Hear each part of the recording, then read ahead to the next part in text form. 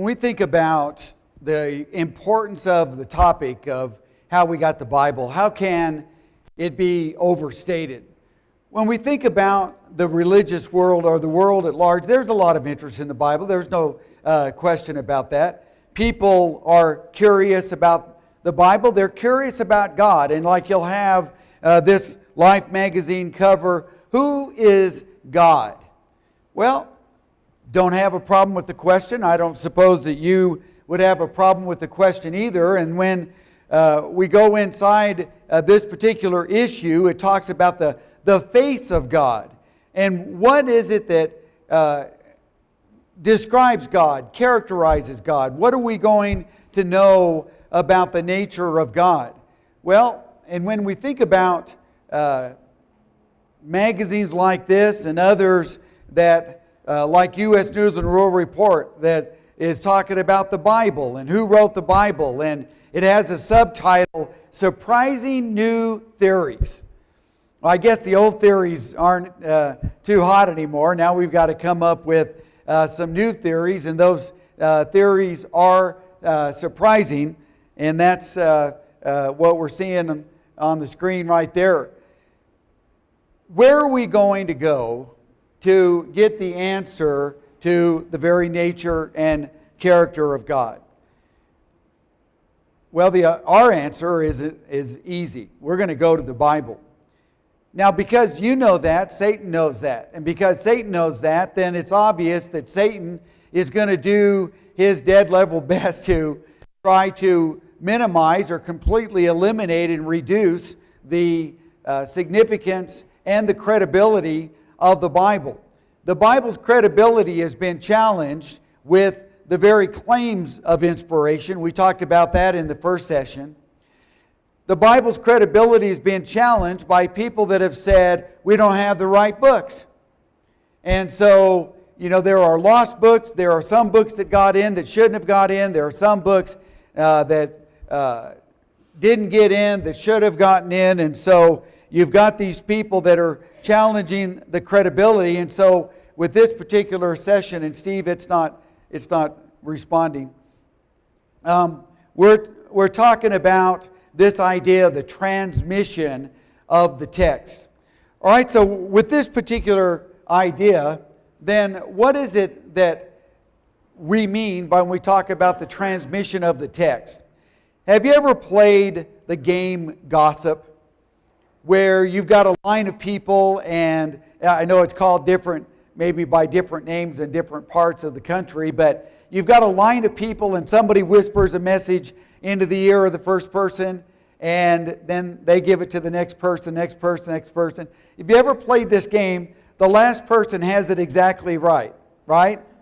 No, that's what's so funny about the game, is when you get to the last person, it is so unbelievably messed up that you think, how could just in this progression of whispering a message to person, it could get so messed up? Well, that is the illustration that people give when we talk about the Bible. Obviously, when the Bible was written, they didn't have copy machines. They had people. And people are imperfect. And those people are copying by hand the Bible manuscripts. Well, some of those people are trying to write it correctly, but they mess up just through human error. Other people are not particularly interested in getting it exactly right, and so they feel at liberty to make their own changes and alterations as they're copying the text. And so, anyway, the point is this, and the tagline that is used by Bible critics today is this: the Bible has been hopelessly corrupted through centuries of copying and recopying. All right, remember that. The Bible has been hopelessly corrupted through centuries of copying and recopying. So that what we have today in our modern printed Bibles is a complete train wreck. It's a complete disaster, and so far removed from what the original Bible writers wrote that you can have zero confidence that the Bible is in fact accurate. All right, so let's talk a little bit about this. The But the biblical languages are threefold. Two in the Old Testament, Hebrew and Aramaic, which I've got illustrated there. And then Greek is the language of the New Testament. So when God chose to communicate His Word through the prophets and their writing, these are the three languages that He chose to use. The people that He used were scribes. Scribes were these individuals that had as their major occupation of copying the Scriptures. And they were those that would have been well-trained. The Bible was first written and copied by these well-trained individuals, these scribes, as they would copy these things down.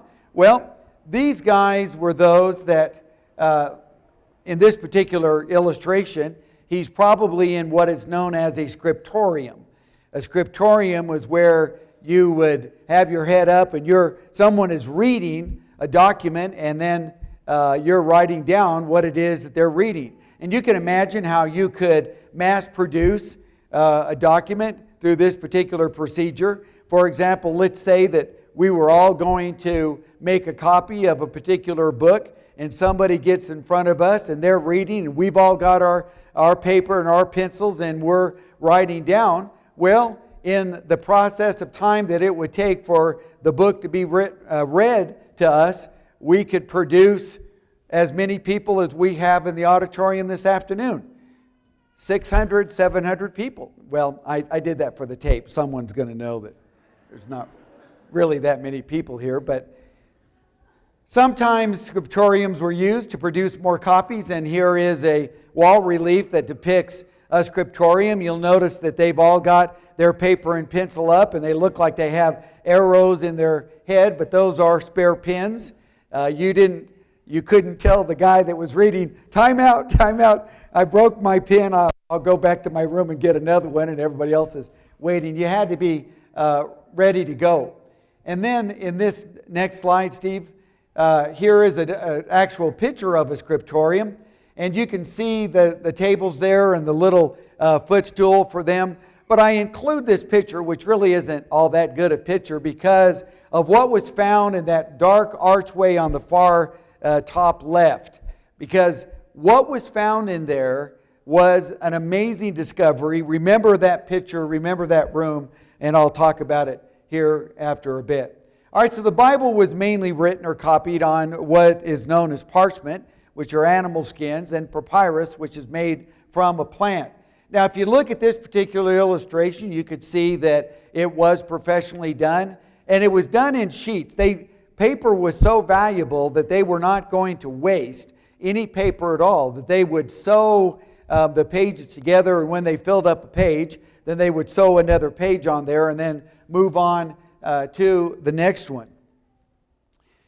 The Bible was mainly written on papyrus. This is what is considered to be the oldest fragment of a New Testament passage. This is what's known as the John Rylands fragment, or sometimes called fragment P52. It comes from the Gospel of John. And so while there's not a whole lot of text on this, there is certainly enough text that somebody would take a look at that and compare it with our modern biblical text. So the scribes were those in the early years, random Christians. Now we're moving, considering some others besides the professionals. But in the early years, you've got random Christians, just people that want to take time and copy the Scriptures.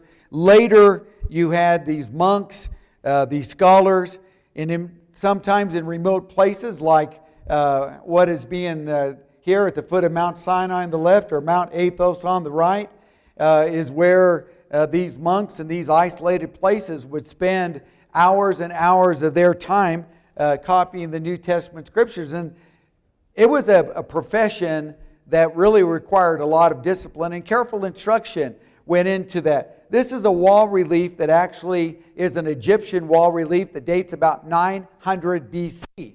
But it's depicting a teacher there on the left that is carefully instructing two students in the art of being a good scribe. And so these people were very, very well trained. Now, I don't know about you, if you're that good of listener. Well, whereas if someone was reading something that you could, in fact, accurately, even perfectly copy what was read. Well, that would be maybe one drawback. Another drawback is handwriting. How good is your handwriting? Well, scribes had to be those that had excellent handwriting, very legible, because these manuscripts were in fact going to be something purchased typically by wealthy people, and so it had to be very neatly done. The text of the Old Testament, based largely on Masoretic manuscripts like this one, this is open to Exodus chapter 20, where we read about God giving Moses and the Israelites the 10 Commandments. When we think about scribes, maybe the most noted group of scribes are what are known as the Masoretes. The Masoretes were those that were active from the 6th to the 11th century A.D. They were guided by the Masorah, which I'll explain in just a minute, in their copying of the Hebrew text. They invented a vowel point system. If you looked at Hebrew, you'll notice that it's got these lines underneath the letters. Well, the original Hebrew, the Hebrew spoken and written by the people of the Old Testament, didn't have those dots and lines. It was actually invented by the Masoretes. As a matter of fact, did you know that Hebrew is the only language that was completely dead and stayed dead for about 600 years? And it was brought back to life by the Masoretes because they had these Hebrew scrolls that they wanted to be able to read and copy and translate, and they needed to teach others the language of Hebrew. So modern Hebrew is in fact biblical Hebrew, and it's all because of the Masoretes that brought the Hebrew language back to life. All right, so they had these what were called counters, the Sopharim. The scribes were called counters due to their constant counting of words, phrases, letters to ensure the accuracy of the Hebrew text. So they were served as guardians of the textual tradition. We know that some of our famous Old Testament characters, like Ezra in chapter 7, was not only a priest, but he was also a scribe. All right, the Masorah, we talked about what that is the name given to the sacred tribal tradition, is a catalog of statistics regarding the number of occurrences of words, letters, phrases in the divine writing to ensure accuracy and copying. All right, I went through that quickly because you'll get it better if I show you what it is that we're talking about. Here are some Masoretic manuscripts. And if you look at the image on the left, it's pretty clear that we're talking about the book of Jonah. But if you look real closely at the figure of Jonah and the fish, you would see that it is actually letters, words, numbers. Do you know exactly how many words are in the book of Jonah? The Masoretes did. Did you know what the exact middle word was? They did. Did you know how many times the name of God occurred? The word great occurred. The word appointed occurred. They did. They produced this catalog of statistics, and when a manuscript of the book of Jonah was being made, that manuscript would then go to the counter, who would then count and make sure that it lined up with the Masorah, their catalog of statistics. All right, here's another illustration from the book of Ruth. That strange-looking bird is actually a catalog of statistics for the book of Ruth. Sometimes with this next slide is that vine-looking thing on the side is again a catalog of statistics. All right, so that's what the Masoretes did. They figured out creative ways in merging the biblical text with these illustrations that had that catalog of statistics. So what happened then if you had a scribe that copied a manuscript? That manuscript was then given to the counter goes through and it doesn't line up. It goes to the trash room. Remember that dark archway I was talking about just a minute ago? Well, that actually was a part of a monastery in Cairo that was about to be destroyed. And because it was about to be demolished and rebuilt, they allowed people that were not a part of the monastery to go there. And so a man was being given a tour of the facility, and he said, "What's behind that door?" And he said, "Well, you wouldn't be interested in going back there. That's just where we keep our trash." And he goes, "If you wouldn't mind, I'd still like to see it." So they said, "Okay, you want to see our trash room? We'll show it to you." So he goes into this room and he finds 24,000 biblical manuscripts. 24,000 biblical manuscripts. What were 24,000 biblical manuscripts doing in the trash room? Ready to be burned, ready to warm them during the cold winters. They had a mistake in them. And they were not going to allow one single mistake, no matter how small someone might have considered it to be. They were not going to allow one single mistake to go into the manuscripts that were going to be spread in the general population. That was the kind of people we're talking about, the kind of dedication that these people had to the Word of God. We have a number of Masoretic manuscripts like are being listed here. The Museum Oriental, AD 850, the Codex Cariensis 916, Leningrad Manuscript B dates about 1000 AD, the Aleppo Codex, the Reichland Codex, and then the Cairo Geniza fragments that I was just talking about with the 24,000 fragments.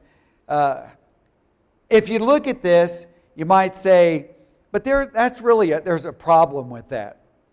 And the problem with that is the dates.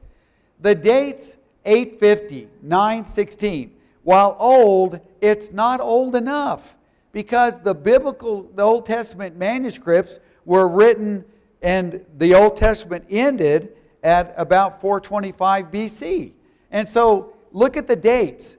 You're talking about literally hundreds, in some cases over 1,000 years removed from when those Old Testament texts were originally written, until this next discovery, the Dead Sea Scrolls.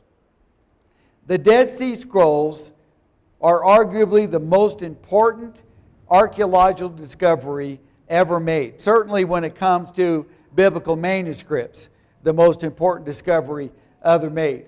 It was found in Qumran near the Dead Sea in 1947, and there's a picture of some of the caves. It was a library of a Jewish monastic community found in 11 caves, and actually they just found a 12th cave, and it's now been excavated, and they did find some very tiny fragments in that 12th cave. If you've ever gone there, which by the way, we are going there in 2020, March, you are welcome to join us. Put it on your schedule. Let me know you're interested. I'll get you information. March 2020. Manuscripts dated, notice this, 250 BC to AD 68.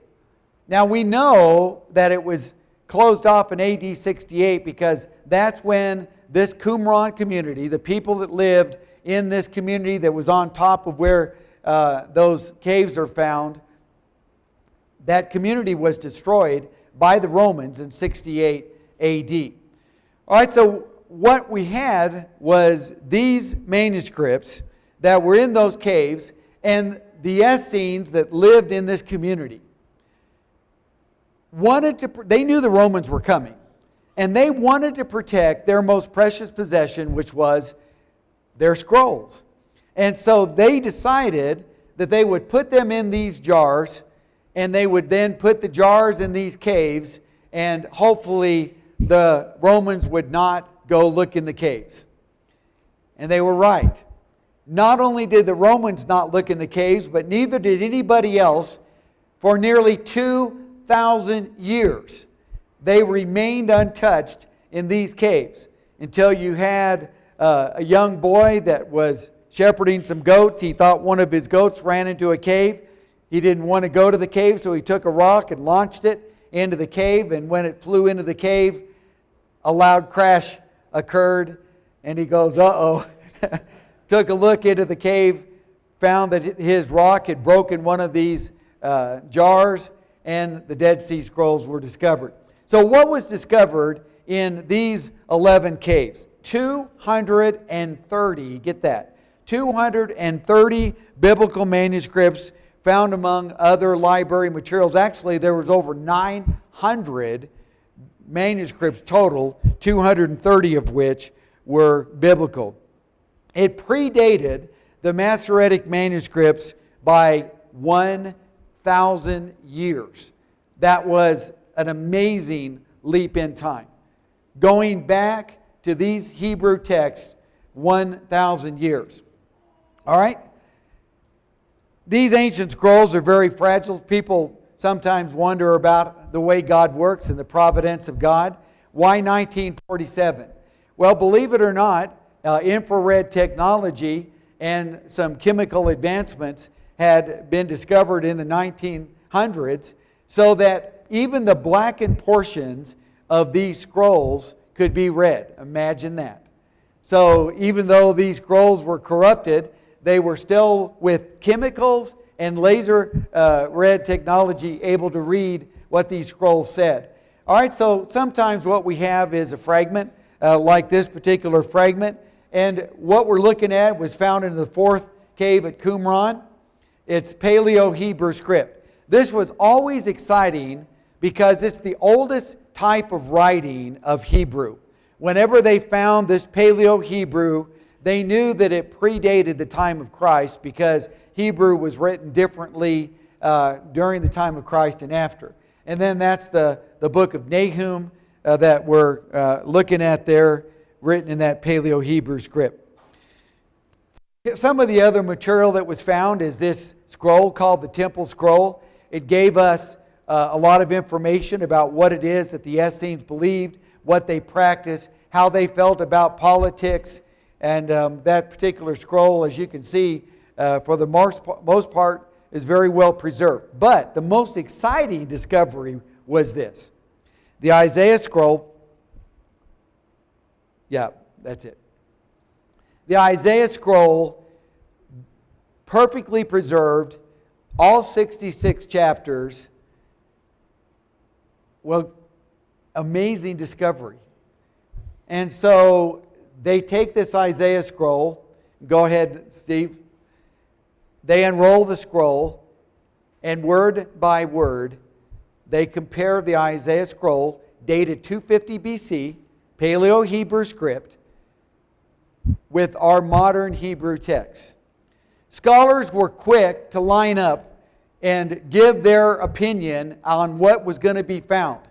Now, these were scholars that made their name, had written books, had given lectures, saying that the Bible was hopelessly corrupted through centuries of copying and recopying.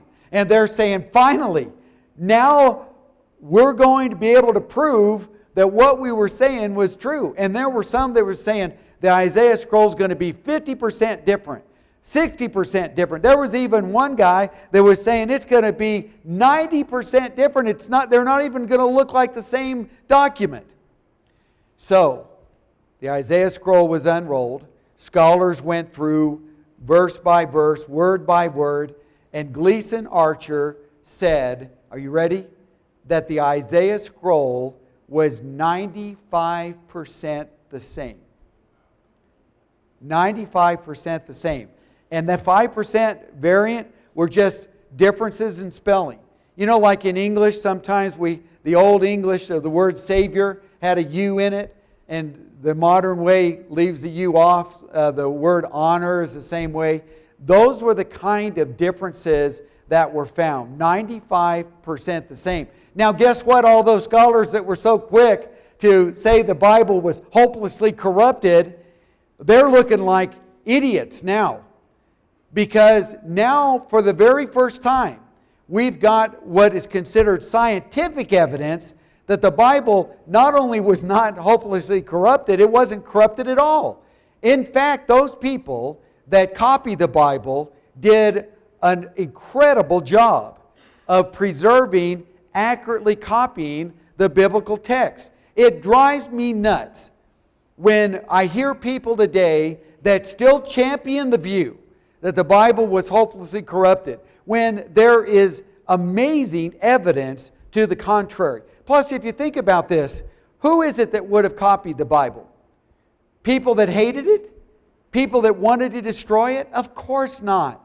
The people that copied the Bible are people that loved it, are people that believed that it was inspired. If you believe that what you had before you were the actual words of God, inspired by God, are you going to feel at liberty to put your 2 cents in? Well, I think I'm going to change this word here. Or I think I'm going to alter that here. You're not going to do that. You're going to do your very best to preserve the accuracy of that. When we think about what was found, go ahead, Steve, hit it one more time. Just in Cave 4 alone, an amazing amount of manuscripts. MSS is abbreviation for manuscripts. 11 manuscripts of Genesis, 11 manuscripts of Exodus, Leviticus, Numbers, Deuteronomy. You can see as we go through the number of biblical manuscripts that were found just in Cave 4. And there were 11 caves total. Now, for the longest time, and this is newsflash news, you maybe hear it first here. We always said that we found every Old Testament book, 38 of the 39, except Esther. Esther was the only book that wasn't found at Qumran. Well, there was one particular manuscript that looked like it had wine spilled on it. Well, guess what newer laser technology was able to do? It was able to read what that stained manuscript was, and guess what? It was Esther. So now we can say all 39 books of the Old Testament were found at Qumran. All right, so there are a lot of other witnesses. I'm giving you a few. Time doesn't allow us to look at all of the other witnesses, but look at what we've got. You've got the Septuagint, you've got the Aramaic Targums, you've got the Latin Vulgate, the Syriac. They all bear witness to the text of the Old Testament. They all bear witness to the veracity of that Old Testament text. All right, what about the New Testament? What we know, and we've talked about in the earlier sessions, is that God spoke to us by His Son, Hebrews 1 and verse 1 and 2. Jesus then sent the Holy Spirit to the apostles. We talked about that earlier in John 14 and 15. The apostles imparted the gift of prophecy, the laying on of their hands to the prophets. And so the New Testament was written by one of two categories of people. There is not a New Testament book out of all 27 that wasn't written either by an apostle or a prophet. Someone says, we have no idea who wrote Hebrews. That's true, we don't. And we got theories as to who wrote Hebrews, but I do know this. Hebrews was written either by a prophet or an apostle. That we can be assured of. All right, so now we think about our modern printed Greek New Testament. I brought mine here. So when we talk about what are the textual bases of a modern printed Greek Testament? Well, you have these various things that we're about to talk about, the minuscules and the lectionaries and so on. So what is the evidence that we have? First of all, we have what's called papyrus uncials. Remember, papyrus is that type of paper that was written on plants. Uncials is a block letter type. Parchment uncials. Parchment is animal skins. Again, it's the block letter type of writing. Minuscule, kind of a cursive type writing that was hundreds of years later. Lectionaries were portions of scriptures that were going to be read in the church services on Sunday, and so they let the guy that was going to read to come and copy down the passage he was going to read so he could take it home and practice it. So come Sunday worship, he wouldn't butcher the Bible text. He actually practiced. That sounds like a pretty good idea, doesn't it? Maybe we ought to try doing that ourselves. As of 2001, over 5,600 Greek manuscripts of the New Testament have been cataloged. These date from the beginning of the 2nd century to the 17th century. let's suppose that we all went outside and we were just visiting, enjoying this Colorado afternoon, and a red hot air balloon floated over the parking lot. And then a couple hours later, a reporter comes and says, "Did you see the hot air balloon?" "Yeah." "Well, what color was it?" "Red, red, red, red, red, red, blue, red, red, red, red, green, red, red, blue, red, red, red, red." What is the news reporter going to assume the color of the balloon was? Red, by virtue of the sheer number of witnesses. Now, yeah, there were a couple of people that had the colors a little bit off. But because you have so many witnesses, then you can be assured that the balloon was red.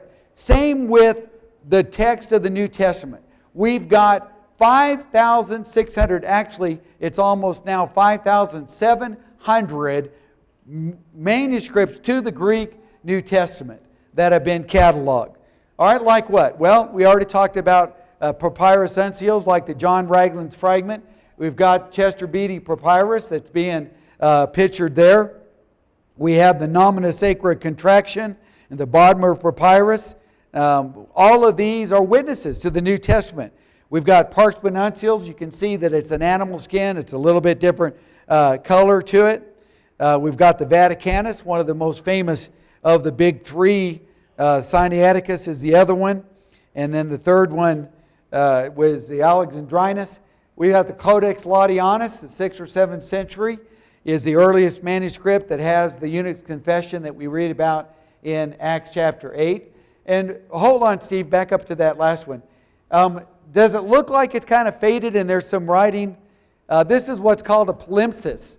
A palimpsest is where you get two for the price of one. Because paper was so valuable, sometimes they would take a manuscript and they would scrape off the old ink and then they would write the new writing on top of it. Well, because of our technology, we can read what it used to say along with what it does say. So you got basically two manuscripts for the price of one. That was a pretty cool deal. We've got a number of those type of writings. And then the minuscule, I don't know if you looked at it close enough where you could see that the style of writing is a little bit different. This is more of a longhand kind of writing that is 9th century and later. Well, sometimes there was art tradition developed with the text. Sometimes weird art that went with these manuscripts. Reference systems were developed along with manuscripts, and Dan is going to talk a little bit about the development of chapters and verses and some of that.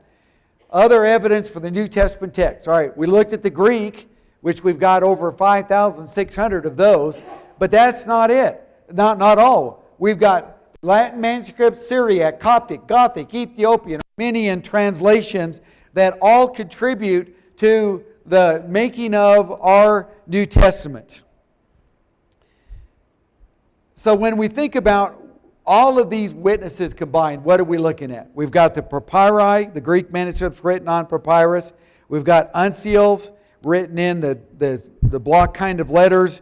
We have minuscules, 9th century and after. We've got lectionaries, the selected readings that the people would make. And then we have the various Bible versions. As a matter of fact, in thinking about the Bible versions, did you know, go on, Steve, the patristic quotations, that we could almost reconstruct the entire New Testament just from quotations from what are known as the Fathers.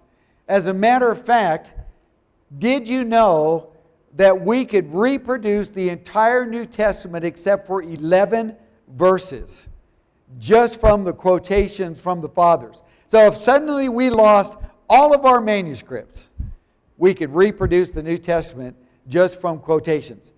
Those are a lot of witnesses.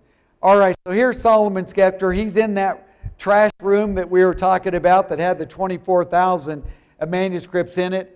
And you can imagine, it looks like he's got Excedrin headache number 300 and something. Those are all manuscripts in those bins that were about to be discarded. there's other evidences, new things that are happening that are very exciting and challenging. Here's a book, Eyewitness to Jesus, that talk about how do we know that the dating of these manuscripts is accurate? Well, scholars have slotted these manuscripts. And so if they see a manuscript that it's a codex, that means it was written on both sides. If it's a codex and it's written in a particular style of writing, they're going to date it 4th century. Well, these guys that wrote this book found 3 small fragments that are pictured there on the front cover of the book. And when they found these Magdalene fragments from the Gospel of Matthew, they got some scholars to look at it, and they said probably 350 to 400. No one is going to get too excited about 3 small fragments that were dated that late. But these guys were not ready to accept the status quo of how things are dated. For example, the style of writing was not 4th century style of writing, but 1st century style of writing. Next, the materials used were not the materials that were used in the later centuries, like the 2nd, 3rd, and 4th centuries, but 1st century materials. The spelling of words, like Gennesaret.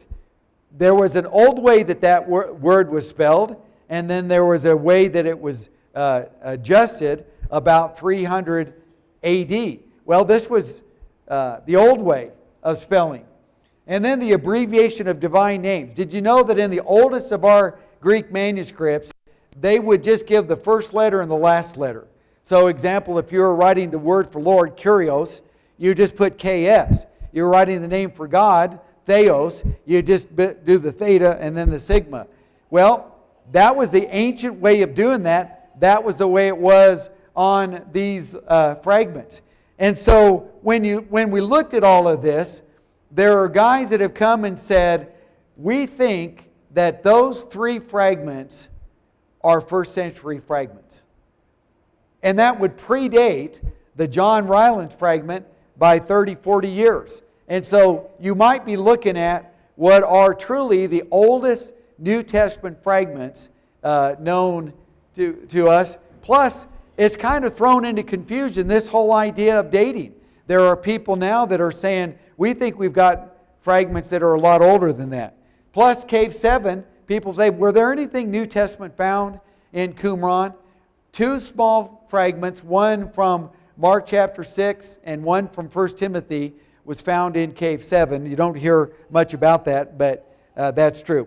What about textual variants? You look at your Bible and you'll see a footnote that will say some older manuscripts omit this or don't include that word. That's called a textual variant. There's a scientific process called textual criticism that's restored the original reading to remarkable accuracy. How accurate? How about this? 99.5% pure. Some have even said 99.9% pure. What they're saying is, so this Greek New Testament, they believe is 99.5% accurate. So those textual variants that sometimes rock your world, don't let it rock your world. Because those are so minor in consideration of the confirmation of the entire Greek text. The 5%, the 0.5, the half of 1% is of a trivial nature, does not affect our understanding at all. Let me end with some comparative evidence. Looking at the author of work, date of the original, manuscripts available, and the earliest manuscript available.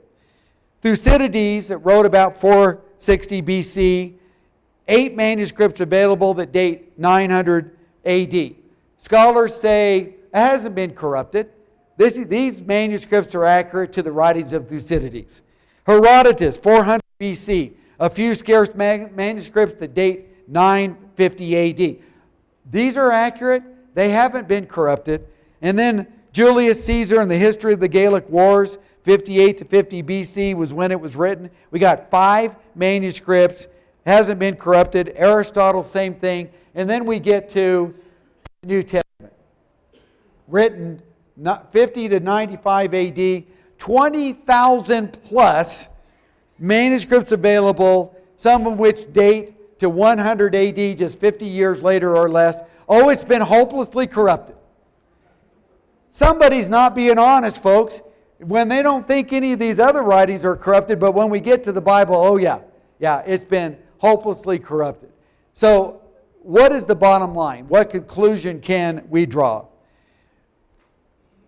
Our Bibles have an amazing amount of evidence.